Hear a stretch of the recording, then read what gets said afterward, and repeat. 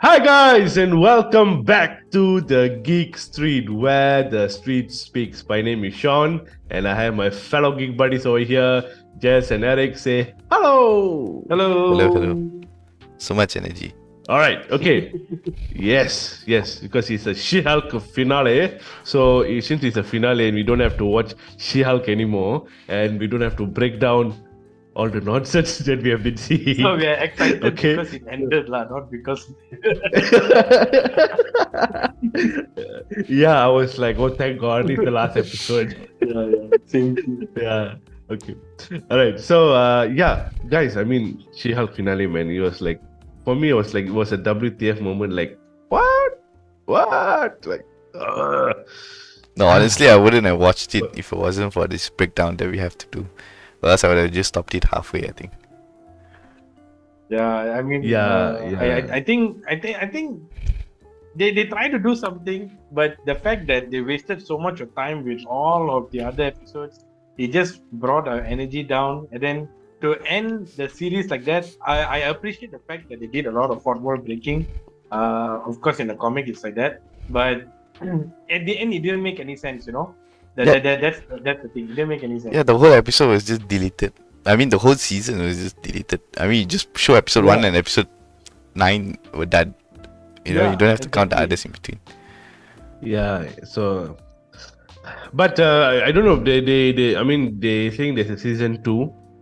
Even in this episode, they said there is going to be a season 2. So, but I've not heard any official announcement on season 2 of She-Hulk. So, And we'll see lah whether there's enough positive response to come back for the season. no, and season she's 2 gonna lah. appear in Daredevil, right? We'll get to that. Okay, Okay. please. Let's not rush. Okay, like how the episode took us very slowly into a shit ending. We also will do the same. Okay. All right. Okay. Now, we're not just wasting any time. Let's get into She-Hulk finale.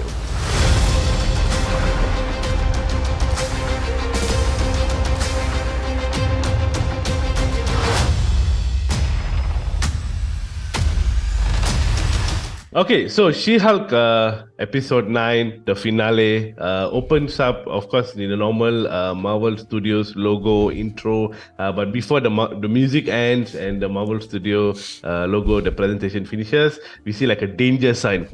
Like, something like, probably we get something like Loki, like the TV, something sort of similar vibe there. But like someone's playing with the timeline or something, right? So I have a theory later, so we'll get to that. Yeah, and the episode goes into this Incredible Hulk TV show that was in the 70s with Bruce Banner and Jennifer Walters, and all this, and it references the Savage She-Hulk comic that was out in the 80s. So yeah, it was like sort of like a bit of mix and match here and there to create what we saw in the previous episode where She-Hulk just went ballistic, so super angry. Okay, although she was very angry, right? It doesn't sound angry to me. It sounds like she was, just like pissed off. Yeah, it wasn't like Hulk angry. I didn't really feel that, right? So yeah. And then what do you call then we find out that actually it's a dream, that Jennifer is actually dreaming, and then she wakes up in a cell that is and wearing the same sort of like prisoner what do you call outfit, as what Emil Blonsky was wearing when we first saw him inside the cell. So this is actually taking place in the DODC itself, right? So she was in there, and then Mallory Brooke comes in with Nikki Ramos, and they were saying that she's in big trouble, things like that, and but they are willing to let her go in return of wearing an ankle monitor. Okay, so similar to what Emil Blonsky had. Okay. So then now we see like Jen, like she lost her job. She has to move out of her apartment, things like that. Just because of one moment of where she hulked out for real. She loses her job, right? I think she lost her job not because she hulked out and went to prison, but because she cannot be Hulk anymore, so she's not an asset to the law firm, So I think probably that's why she lost the job. Yeah. I mean, the consequence is like a domino effect, lah. Mm-hmm. Yeah. So she was arrested because of her hulking out and things like that, and then soon later she lose her job and her fancy apartment. So now she has to move in with her parents. Okay. And then we see that like she's all over the news, of what happened in the previous episode. And then so she moves in the parents, and parents like, no, don't worry, you'll be fine, typical how parents are, if you're in trouble, things like that. So yeah, but she's got very supportive parents, lah, right? What I felt is like this whole season was like getting to know who Jennifer Walters is as a person. Not much of her being She-Hulk, because I think whenever we saw her as She-Hulk, she is this lawyer, and things like that. Never really the Hulk that we know from the comics, where she does get angry. She has her powers and things like that, but we don't really see that in this entire 9 episode season. So well done, Marvel. So yeah, but it's more about her character building. So that's why, hence, they were hinting towards the second season. Maybe there it might be better. We don't know. So we'll have to wait for that and see, lah. Um, so then the episode moves on into she's trying to figure out who the Hulk King is, and she has this board out with a lot of weird characters on it, which is called back to certain comic references and certain comic characters.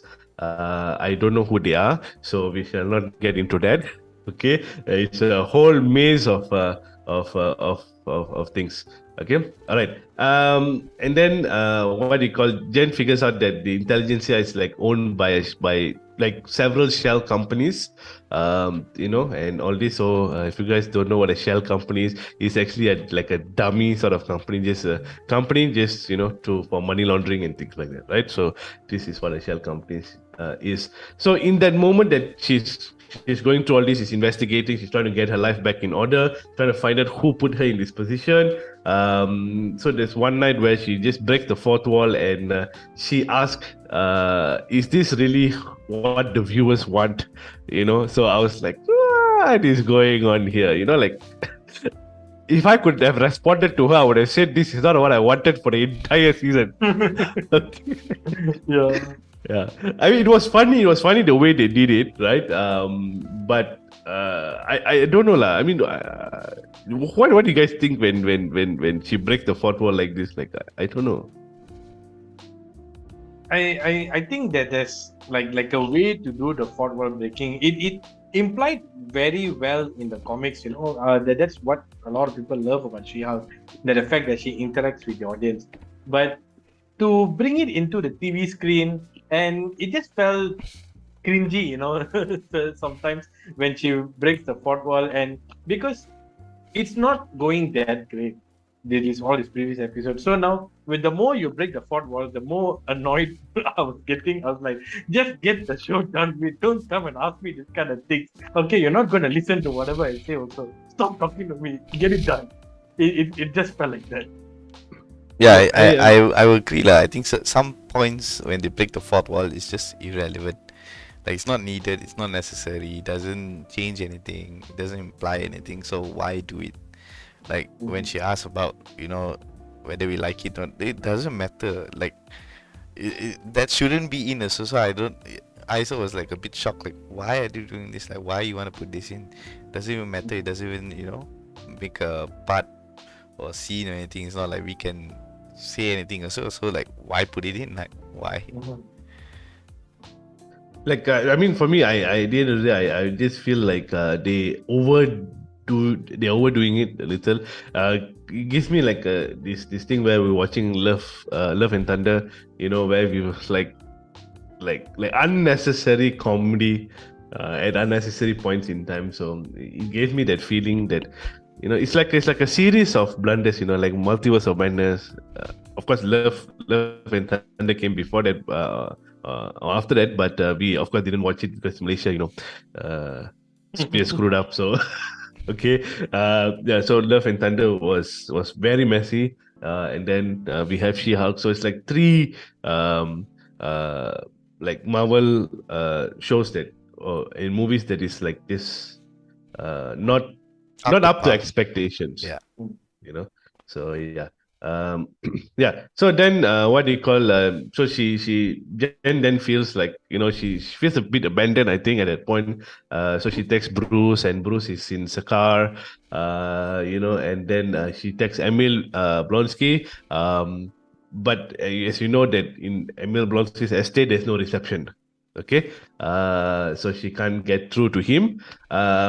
So then Nikki, then we see Nikki going on Intelligentsia, posting a video of Jennifer dancing while in university, things like that, just to probably make some rapport in that community. And then she gets invited, right, to an event with the hulking, and then she goes to Park and convinces him that he needs to help her along with this lah, because it's like a sort of like a all male dominated thing, right? This intelligentsia website where they're against like females and all that.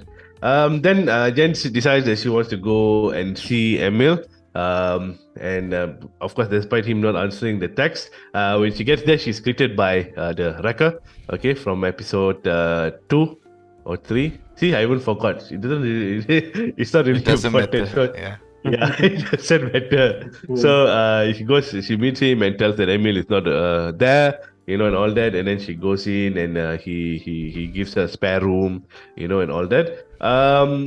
And then we see Park and Nikki arrive at the event, and then Park goes in sort of undercover. So he has, okay, it's very weird. Like he has that one earpiece in his head and he's walking around. What, people won't notice that? Or is it like a trend already that everybody has a AirPod? It's a trend. Okay, all right. Then maybe I'm the only weird one, because I'll be like, "Why are you wearing?" I would have asked a question. Why are you wearing AirPod? All right. Yeah, I would have done the same also. Yeah, and then so he goes and he overhears some conversation inside there, and so he approaches this group. So they're having like a conversation about She-Hulk, about her name, and also a mention of Lady Thor, right? So Lady Thor is, I mean, of course, we know from Love and Thunder. So it sort of put the perspective that this probably like She-Hulk happened after Love and Thunder, so it's like sort of following a timeline lah, where the Marvel movies are released. Like previously, of course, we know when Marvel releases the movies, it's according to the actual timeline, like which happened first and all that. But ever since then, it's all like messed up all over the place. So, but for now, we know that Love and Thunder is before this She-Hulk, or maybe it's like overlapping lah, right? But before this finale episode.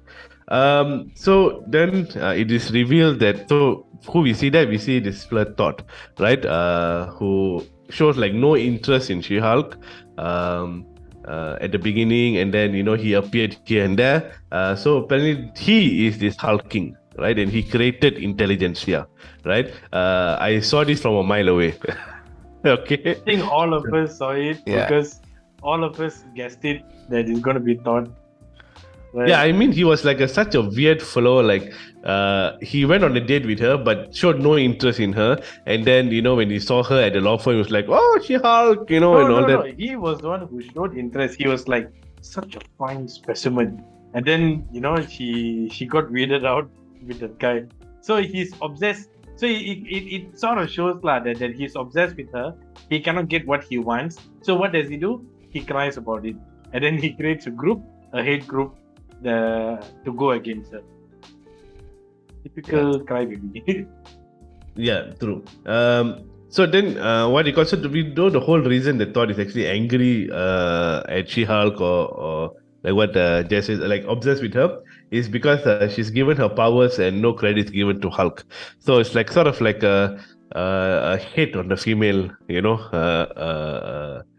what do you call so it's just like a sort of he has a beef lah, basically, right? So he's not very happy that she's given her powers. Like Hulk gave, like he doesn't know the entire story what happened to Jennifer Walters. Like it's not like she wanted it in the first place, or it was by choice. It was an accident and it happened. And he doesn't know that. So yeah, so his perception is that she got the powers because Hulk gave it to her, right? Okay. And then we see this wrecker guy and Jen having a conversation over tea, and all that. And then Jen says, okay, she wants to just go for a walk. So at this point in time, okay, guys, just listen to me. At this point in time, I was thinking that Nikki and Park are off somewhere different, in a totally different place. I didn't even know that they actually went to Emil's estate. Okay, so I was like, what? Okay, so let me stop you right there. Yeah. This one I want to give credit to myself, because even in the previous episode I did mention that what if Emil was the one who is running intelligentsia? Okay, but he's not running intelligentsia, but he let out his estate to host this event lah. I think Emil was more like a neutral party in this kind of thing. He was just a guest speaker. Emil was just a guest speaker. Yeah. No, but he was like sort of he wasn't the creator, he was the enabler lah, basically. Yeah. He enabled. I mean, whatever, like as long money flows lah, he got no personal hate or anything. But I think that even the trailer, remember Eric, when we saw the trailer, he sort of like spoiled. We know that it was that Emil's event, so yeah, we saw it coming. Yeah, I saw it coming. Yeah. Even thought I saw it coming. I think I saw the whole thing coming, except for what's gonna happen after. Okay, so then, no one saw it. Yeah, no one saw it coming. Okay, go ahead, Sean. Okay. All right. So then we see what do you call Abomination giving like a motivational seminar, and all that. And Jen happens to walk in. So this particular place is what we saw in episode 5, where Emil is having this sort of like a group meeting, and Jen was there. So it happened in that very particular place. It's like in a shed, right? So yeah, we know all the empty chairs is for what reason lah. So he's been having this, he's been enabling this intelligentsia movement. Okay. Then what do you call? So Jen walks in and then she sees the Abomination. She's like totally forgetting about intelligentsia. She's forgetting about thought, and she just sees Abomination like, dude, what are you doing? So that shows that she does care for Emil Blonsky, but of course Emil Blonsky doesn't care about her or doesn't care about anything. He cares only about himself. All right. And then we see Park and Nikki rush in and says that Thought is actually the hulking, and and he's been the one who is like sort of like messing up with her life and things like that, right? So then Thought then reveals that he had Josh steal her blood, so that he can recreate it into like sort of like a serum, and he inject himself, and he became the funniest Hulk I've ever seen in my life. I was like, what is going on? That was wasted money on CGI. Dude, Hulk. Dude. He looked like a Hulk mini fridge, I was like... They could have done Red Hulk also, but they didn't. But I Oh gotta my say that the God. CGI was good. It looked very real, but like Eric said, wasted On CGI, yeah. Wasted the CGI, yeah. Okay. Hey, I but mean, you the know what's VFX funny? wasn't even that great, Yeah, Jess. What's funny? No, you know what's funny? Like throughout that thing, they didn't even show Josh, like him being the big culprit that actually stole the blood. I mean, they didn't even explain how her blood was stolen. Like, how did he inject her while she was sleeping? There was a lot of loopholes, and they didn't even show that guy. Like, what did he like? Did they run out of budget? They put so much of money into the VFX that they couldn't pay that actor to come back. But yeah. Okay. So we had a very funny looking Thought Hulk or hulking there. Okay, then after that, okay, then everything now here from this point onwards, this messes up with your mind. Okay, when we see Titania like smashing into the wall, and then suddenly out of nowhere, we're supposed to be in Sakar, Hulk comes comes through the roof like and then he goes after and starts to fight with Abomination, and then we see Jen then breaking the fourth wall, and then she says that this ending doesn't make sense. At least that's something we can Okay. agree on. Yes, I wanted to say the same thing. Like I was like shouting my screen. I was like, yes, what's going happening? Oh my god! And then, oh, this is got It's me not so damn off guard. cringe, yeah. Yeah, it was like some crazy shit. Suddenly, it went to like the Disney Plus homepage. I was like, what happened to my Disney Plus? I also thought, wow, my Disney Plus upgraded or something. It looks so different. Because we know that our Disney Plus is like it has a different layout. Then when it changed, I was like, it quickly took my remote. I was like, what happened? Oh my god! Then I can still hear like Jen's voice talking. I was like, okay, is something going on? And then suddenly, you see all like the title cards and everything. And then we see like she breaks out of the She-Hulk. What do you call title? Yeah, the title card, the box thing. So she breaks out, and she goes into another title card, which is the Avengers Assembled title card. It of course had like the Shang-Chi sort of like call it a thumbnail, right? The Shang-Chi's picture there. Maybe because at the time when they were probably producing this, it was back then, or they haven't, or they were doing the so Avengers Assembled is like the sort of BTS or behind the scenes of all the Marvel productions and things like that. So maybe at the time they were doing some Shang-Chi behind the scenes, right? But now I think it is changed to something else. I think Thor: Love and Thunder, So she breaks into that, and then she appears in the in Burbank, California, in Disney Studios.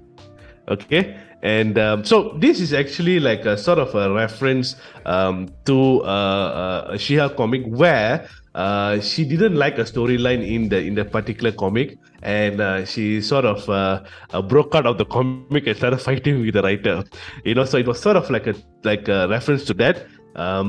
So then we see that she lands. So this particular, when she lands into the Disney studio, we see this shot in one of the trailers. Okay, but of course in that trailer it didn't give out where she was.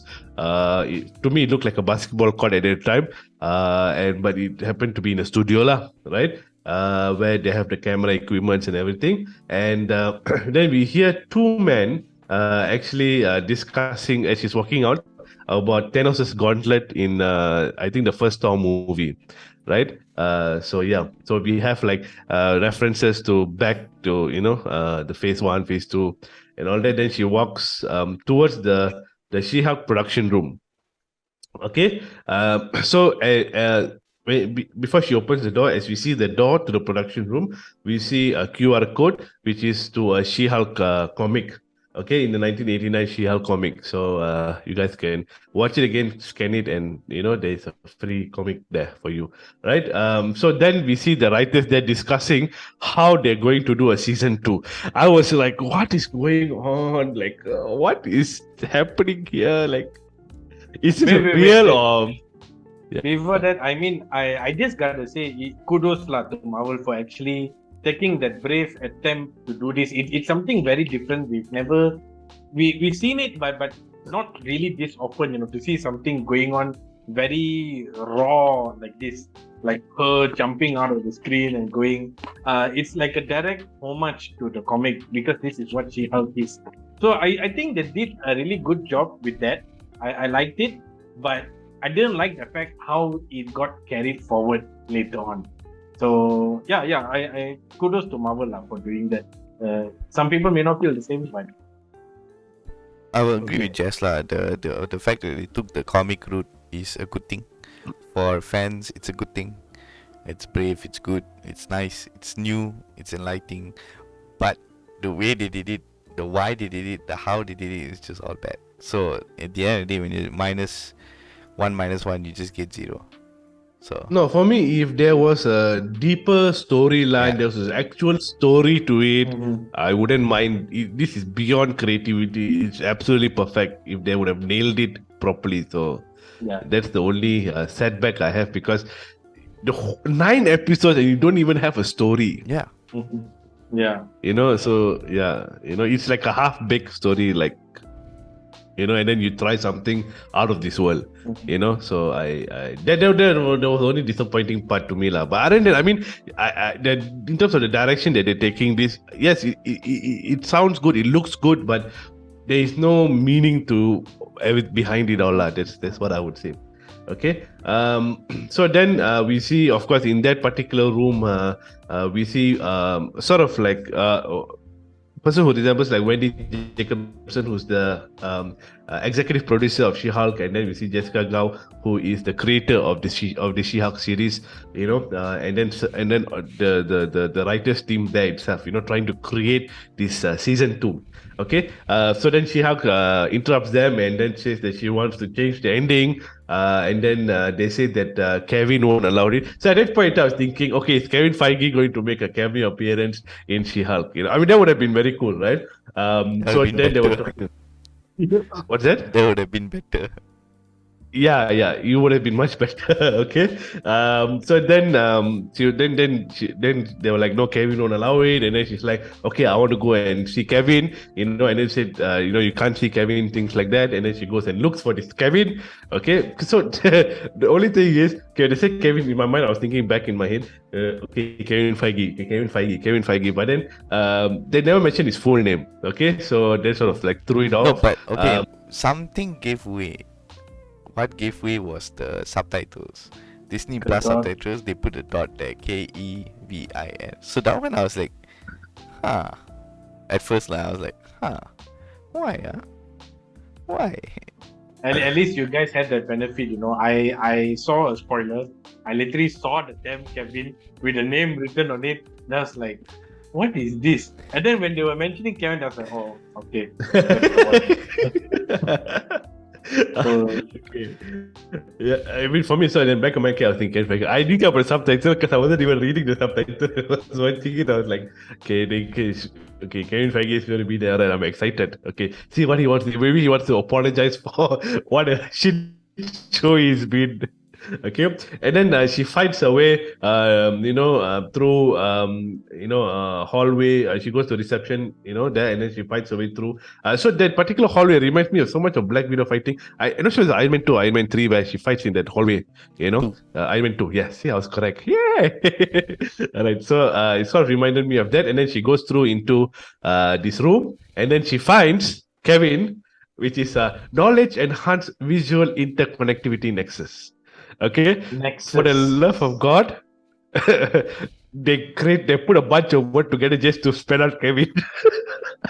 Okay, because it doesn't make sense. Knowledge enhanced visual interconnectivity nexus.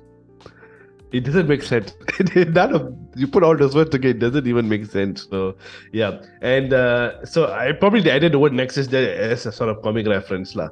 I don't know how big the word nexus is to this particular Kevin with a machine who's running the entire mouth. Probably it's an implication that Kevin is a nexus being, because nexus being are really powerful and they can control the reality, right? Like how Wanda is. So probably Kevin is another nexus being that it controls the reality of the Avengers. But I think it's not going to connect anywhere in the MCU. Like, it's going to be really messy, but probably that's what it is. Yeah, I mean, of course, there's a lot of running theory in Reddit and in the Marvel fandom that this Kevin could be a creation of Kang, things like that. So there's a lot of things that people are talking about. So we shall not get trapped into that maze. Let's just see what happens with this Kevin. He could be just a one-off, sort of like a reference, or Easter egg or something like that. Not it could be, it should be, it must be. Imagine you meet Kang and then Kang is like, meet my assistant Kevin, and then the robot comes. Yeah, I don't think they'll do that. Yeah, it will look very weird, but it sort of reminds me of the creation of that Miss Minutes, but then again, TVA is a sort of like outside of the timeline, and things. But this is like sort of actual reality within, a Actual reality. series. Yeah. Yeah. So yeah. Okay. So I hope they will never bring back this knowledge enhanced visual interconnectivity nexus. Okay, this Kevin follow, right? So behind Kevin, there's actually like sort of a big screen with previous Marvel movies like the Avengers, Civil War, Infinity War, Endgame, Multiverse of Madness, Thor Ragnarok, Black Panther, and so on and so on and so on, right? So they were sort of showing. So this probably is the clip that actually makes up the Marvel Studios title card. Probably they take scenes here and there, and then make up the title of Marvel Studios in beginning of every show and every movie. So then Kevin asked She-Hulk to change back to Jen because apparently the VFX is very expensive and they have moved on to Wakanda forever. So like makes that maybe I don't know, maybe they would have known that people would have made fun of the VFX lah. That it wasn't like, when we were talking back in episode 1 itself that the VFX is like pretty shitty, and She-Hulk doesn't look authentic, things like that. So we had our comments about that. And I think it made sense because what he was talking about, the process of her transforming from She-Hulk to Jen, right?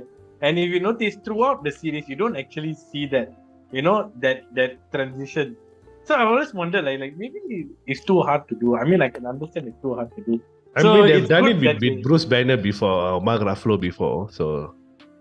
Yeah, with Mark Ruffalo, probably the one scene from Avengers, even that also he was like bending down and then like it just came like Hulk. But you never actually seen someone like with that face and then just become like that, No, but there were scenes of Jennifer shrinking. When she was having the talk with Emil Blonsky and the rest of them, the one she shrink on camera. So there are scenes, like even when she was fighting Titania at the wedding of her friend's wedding, that one also she did enlarge, not shrink, enlarge. So there were scenes, but not all the time. But if you see the shrinking and the enlarging, it's like they will show she turning green and then they will cut away and then she becomes She-Hulk. Or either from She-Hulk, she going down and then they cut away and then Jen coming. No, but they don't show the CGI from She-Hulk to Jen fully. No, but the Emil Blonsky one got the one where they were pep talking her to delete Josh's number. That one got. But only half body lah, like only under here. That one got. I remember. Okay, let me. No, I think they can do it. It's just that, yeah, like what we were saying lah, whether they when under budget, for this particular series not to have too much VFX because they have other projects going on and things like that. I think Marvel Studios, I think they do outsource their VFX, so yeah, they probably will have to pay for it. Yeah, okay. So even Kevin acknowledges that it's going to be Wakanda forever. So hey, let's wait for that. Okay, so then she sort of asked Kevin that, okay, if she can change the ending of the show, okay, I don't know why she wants to change the ending. The ending was even shittier because there's no fight scene, nothing. So, okay, she changed it to her, whatever she wants. So Kevin uses this word recalculating, so I don't know whether this is a gimmick or whether there's something behind it. Only time will tell whether this makes any sense, right? So then Jen makes a few changes by saying that Bruce shouldn't be there. He's in the car, and then what do you call? Then Kevin says that no, he has something to say, and then he's like, save it for the movie. So we'll get to this towards the end, okay? Then she requests for Matt Murdock because he's hot, and then she changes the entire scene, okay? And then once she's happy with that, then she sits down and then she says, why most heroes have daddy issues? She refers like Tony Stark with his daddy issues, Thor and Loki with their daddy issues, what do you call Star-Lord with 2 daddies and 2 issues. Okay, so she says all that. And then she says she has some idea for season 2, but then Kevin like sort of cuts off, and things like that. So I think so they are hinting towards the season 2, but we have not heard any official announcement. So let's wait for that, right? So then it ends, and then she goes back into the series as Emil and Todd is being arrested. So basically that's the ending, lah. They're just getting arrested. Like we don't know what happened, who called the cops on them or things like that. So all right. Then we see Titania there. Okay, why is she still there taking photos? I don't know. Okay, it's just super messy at the end. So that's the whole ending, right? In terms of what she wanted, in terms of a big ending, right? So that was it. And then we see Matt Murdock just flying from the sky somewhere. Okay, so that was I don't know lah, right? It's so weird. If Harvin was here, I think Harvin will keep ranting and ranting and ranting about what injustice they did with Daredevil, man. I mean, he's supposed to have this grand, appearance in the MCU, and stuff like that. But they made a comedy out of him, so yeah. Okay, we shall pray for him. All right. Then we cut to a scene at the ending. That she's having a family dinner, with Matt Murdock there. Okay, I don't know whether now they're a couple. Okay, I don't know what's happening in their relationship. Maybe she might appear in Daredevil series. So, yeah. All right. And then guess who shows up at the Hulk brings his son, Scar. Why are you guys smiling like that? You like that for a bit, but never mind. Just continue. Okay, all right. Yeah. Okay. So Scar. So Hulk has a son. Okay. So if you don't know that in the comic series, Hulk actually has a son. It's sort of from this running comic series of Planet Hulk, where he's in Sakaar, he falls in love, he has a son, and what they call eventually the sort of the and then the planet's attacked.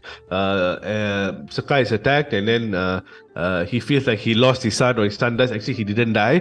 And then he goes to planet Earth to come and attack the Illuminati, who was responsible for his son's death. Right. So So that is where World War Hulk continues. Yeah, that's the World War Hulk. So the whole comic series is called Planet Hulk. But World War Hulk is one of the comics within the running series lah. It's one of the titles. So Marvel has been hinting towards a Hulk movie, and it's been a long time coming. Because in the MCU per se, the Incredible Hulk in 2008 was part of the MCU, is part of the MCU, although they have recasted Hulk or Bruce Banner.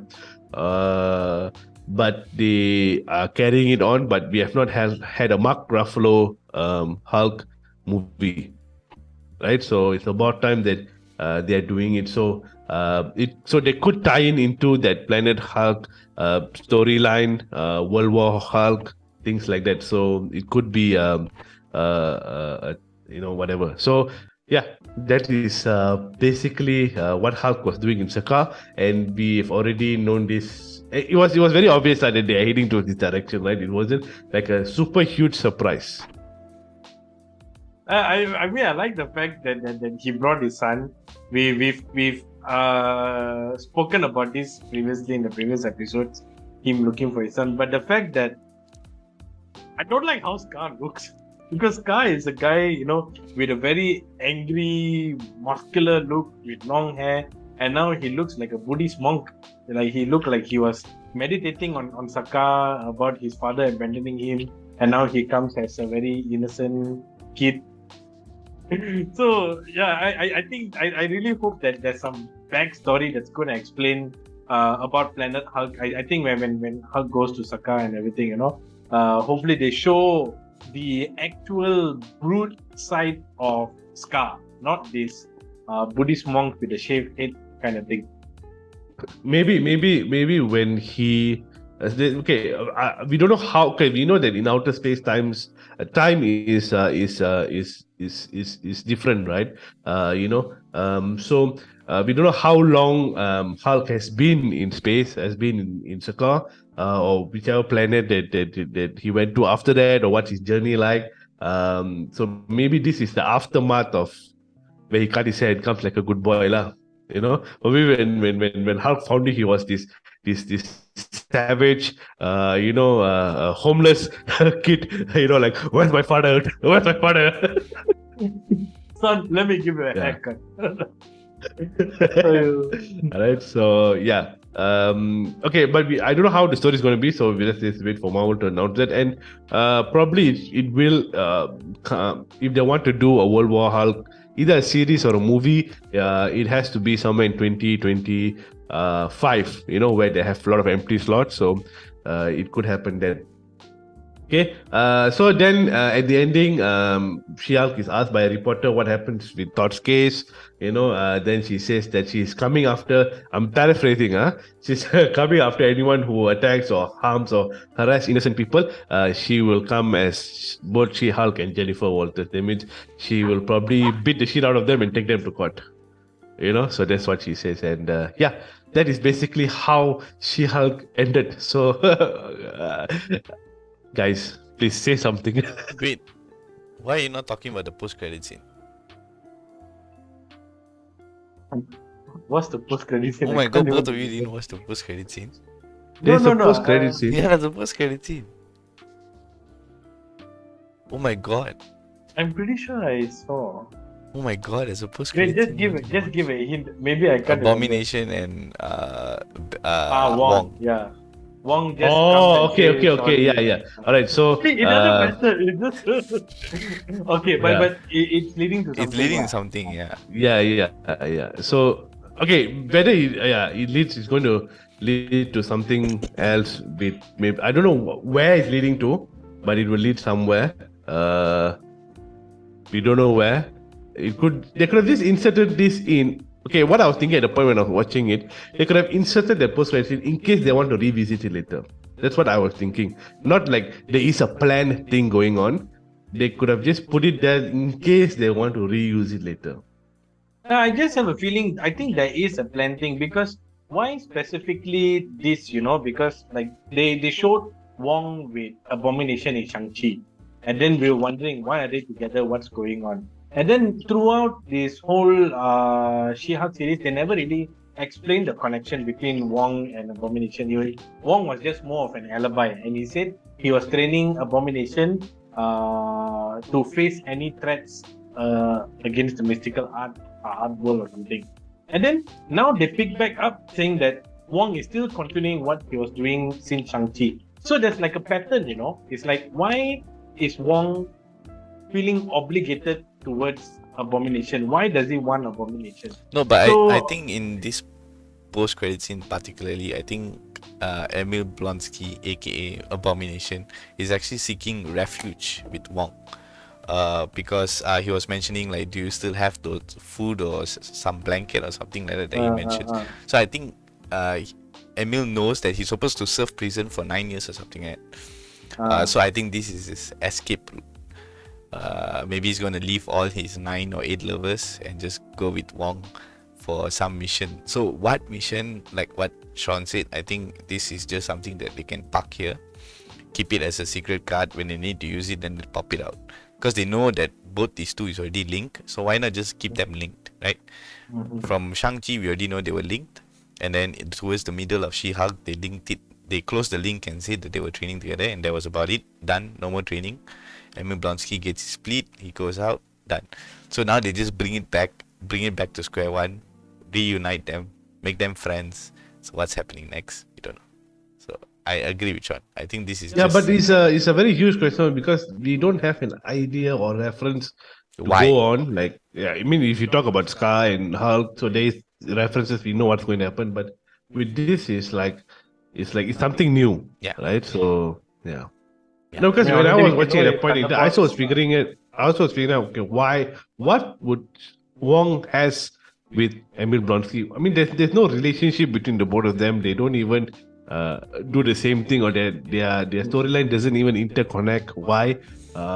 So as I was thinking, I felt like since they didn't give like any hints, like normally in post credit scenes when you see, they give hints towards something, right? But this one there was no hint. It was just like, follow me, and then he was like, okay, you have shelter and things like that. So it was just that. There was no hint or anything. So what I was thinking is, when I was watching the post credits, is like maybe they are just planting a seed if they want to revisit it later. So I agree. yeah, could be either or lah, right? Yeah. I mean, of course, I would love to see something come out of this, but I have no clue. So yeah. Okay. Yeah, I think all of us also have no clue. So Yeah. yeah. All right. So basically, yeah, that is She-Hulk finale. So you say you got some theory, huh? Huh? You said you had Yeah, some theory. some theory. No. I don't. No. I was talking about the theory about that Kang and Kevin lah. Wait. Yeah. Since you mentioned Kang and Kevin, suddenly something hit me, Okay. Loki was a Nexus event against time.